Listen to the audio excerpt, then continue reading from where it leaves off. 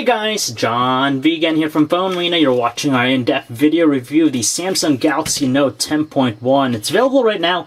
You can pick it up for $500 for the base 16GB Wi-Fi only version. They also have a 32GB model for only $550, so it's pretty competitive compared to some other things. It follows after its latest edition in the Note family. It follows after the original Samsung Galaxy Note, the 5.3-inch smartphone. And just like that device, the Galaxy Note 10.1 features the S Pen stylus. So if you're into drawing, handwriting, jotting down notes, stuff like that, this might suit your needs just because it provides some better accuracy as opposed to using your finger. But with that, let's find out whether or not the S Pen features can really make this a standout hit for Samsung. So if you didn't know, Samsung actually went back to the drawing board with the Galaxy Note 10.1 because back at MWC, it was a dual-core tablet, but now it's a quad-core. But as far as the design goes, nothing really spectacular, just because it's very typical of Samsung made device. It actually looks exactly like the Galaxy Tab 2 10.1. It's an all-plastic device.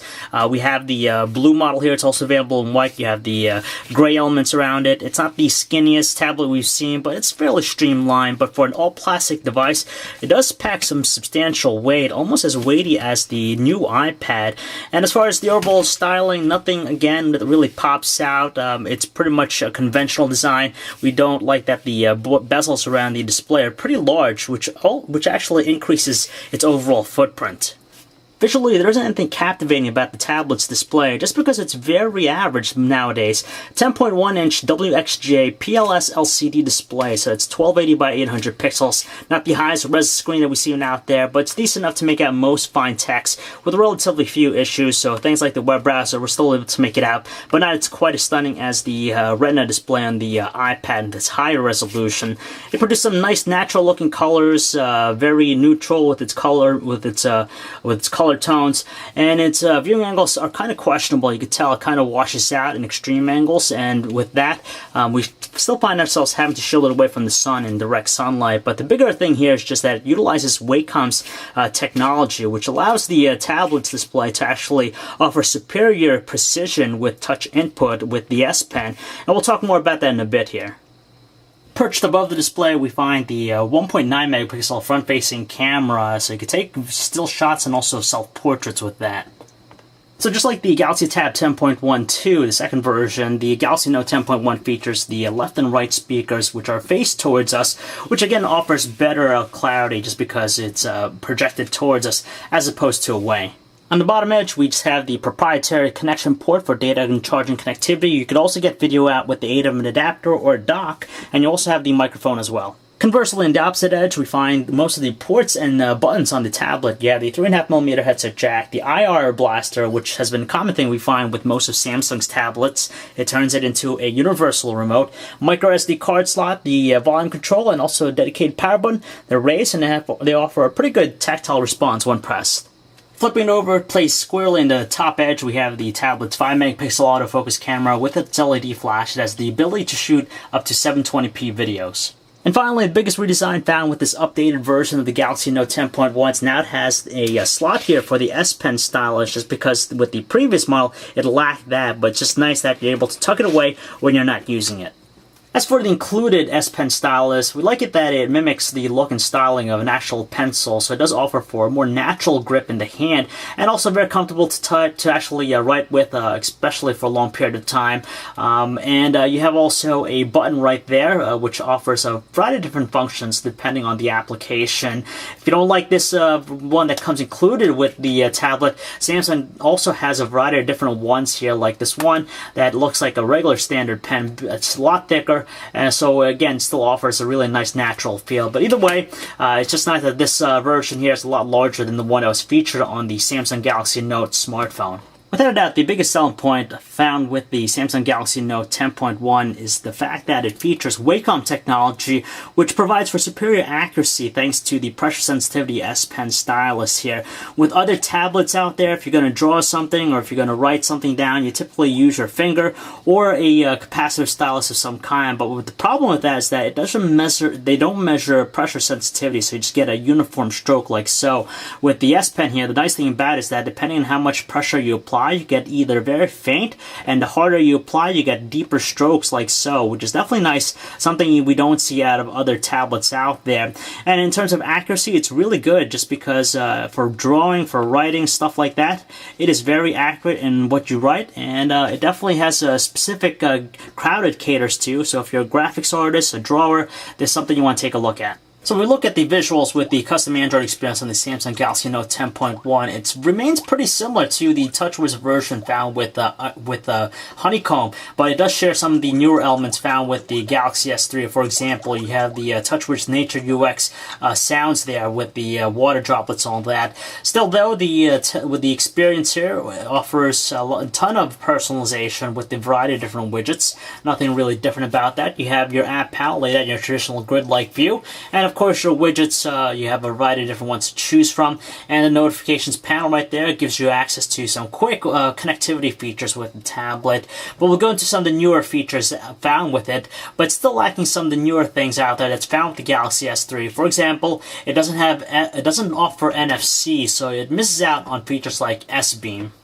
Once again, the mini apps tray makes an appearance with the TouchWiz experience for Ice Cream Sandwich. So it's great that it offers some multitasking elements. For example, while web browsing, you could pop up the email here, so you could read your emails. It overlays on top of it. You could even get other things like the calculator. Now, it's nice and great that you have that availability for you, but just the limited selection of mini apps available is its biggest downfall, just because some of them are pretty redundant. Like, are you going to really use the alarm, the calculator, or even the task manager that much, just because you have other ways of accessing them, just like the task manager there, or even a music player when you're playing a song, you see a notifications panel. It'd been just nice to see it expanded to some other apps aside from the typical ones that we've been seeing.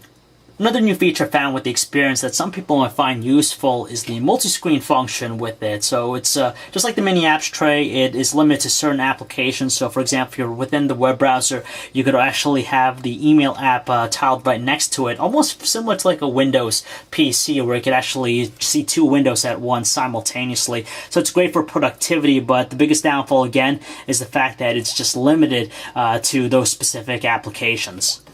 Additionally, another thing with the multi-screen function is that you can watch videos as well as you're browsing the web here. So on one side, you could actually watch a video, and on the other side, you can still continue doing whatever you're doing with the web browser. But you can kind of tell it kind of impacts the performance of the tablet.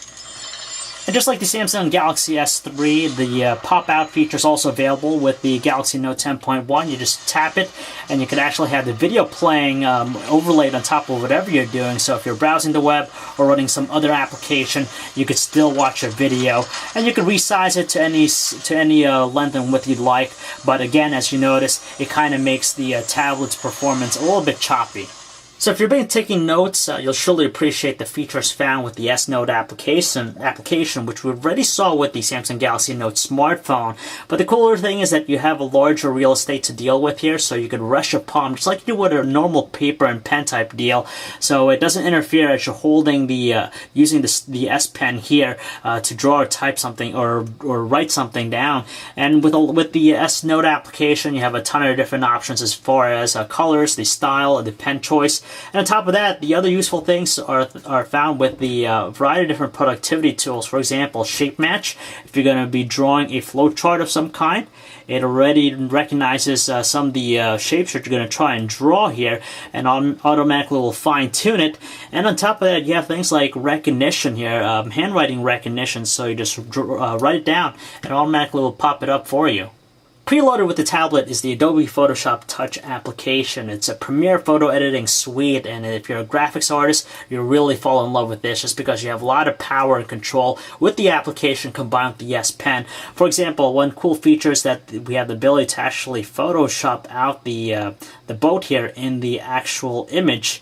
Again, thanks to the sensitivity of the S Pen, you get a lot of accuracy in what you want to actually get rid of.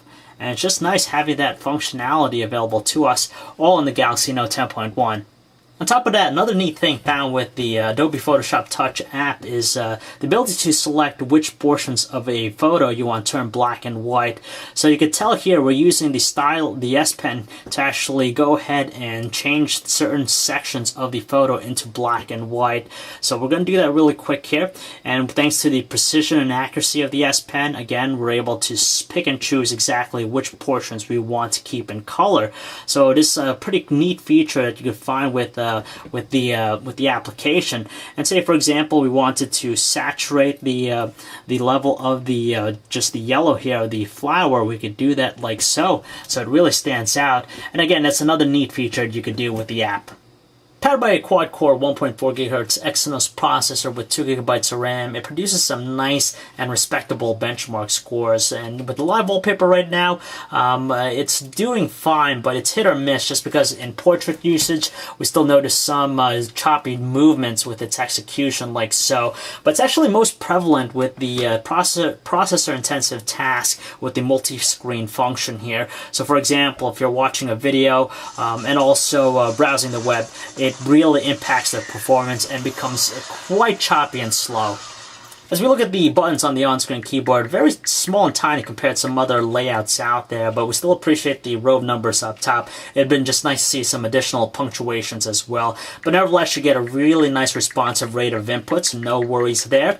And you have three different options. You have the full size here, which just spaces out everything. And you have the floating keyboard for just the middle there. And the best one that we like is actually the split keyboard, just because our fingers don't have to stretch as much to press something. One of the great advantages found with the web browsing experience on the tablet is that with the S Pen, kind of acts just like a mouse cursor, so you can actually hover over certain things without actually pressing down on it, so it's great for that. But aside from that, it's still a wonderful experience just because it handles Flash content with little issues, and it maintains its nice high-level response with kinetic scrolling and pinch gestures. As expected, the Galaxy Note 10.1 handles high-definition videos with no problems. It's able to load up our videos encoded in a variety of different things, such as DivX, MPEG-4, H.264, and XVID. The one we have here is in DivX 1920 by 1080 resolution. Nice visuals, strong colors, and it moves at a decent rate. So yeah, there's a camera on the Samsung Galaxy Note 10.1. It's a 5 megapixel snapper in the rear, but don't expect much out of it just because, like any other tablet out there we've seen, it just doesn't do justice when it comes to taking shots. Its quality is pretty bad, definitely down there. Outdoor shots with plenty of lighting, details are still kind of lackluster, very muddy looking and has some inaccurate looking colors. It does worse in low lighting shots. There's just a lot of graininess, and to tell you the truth, you're not going to want to use it that much for taking photos. Likewise, the Samsung Galaxy Note 10.1 captures some horrendous looking 720p videos. It's just really lacking in terms of details. It moves nice and swiftly at a decent rate, but aside from that, everything else is pretty much forgettable. Packing a 7,000 milliamp hour battery, it's more than enough to get us by through a solid day of normal usage, but if you're a little bit more demanding, you're probably going to have to charge it right before you go to bed. As far as the Wi-Fi connectivity, we didn't have any issues with it. So here's the thing about the Samsung Galaxy Note 10.1. It's not for everyone. It really makes us question whether or not this is the high-end tablet offering from Samsung, just because, as we know, the Galaxy Tab series is more of a budget tablet nowadays, and the Note seems to be specific to a niche market. So if you're a graphics artist, if you love drawing, or simply prefer a more natural way of writing stuff, the Galaxy Note is something you want to take a look at, especially all the cool features surrounding the S Pen. It's definitely an attractive thing, but aside from that, it's a very average tablet, low-res display compared to some of the 1080p's out there. You also have the quad-core processor, nothing really exciting in that front as well, and design doesn't really scream out high-end, so it's far from that.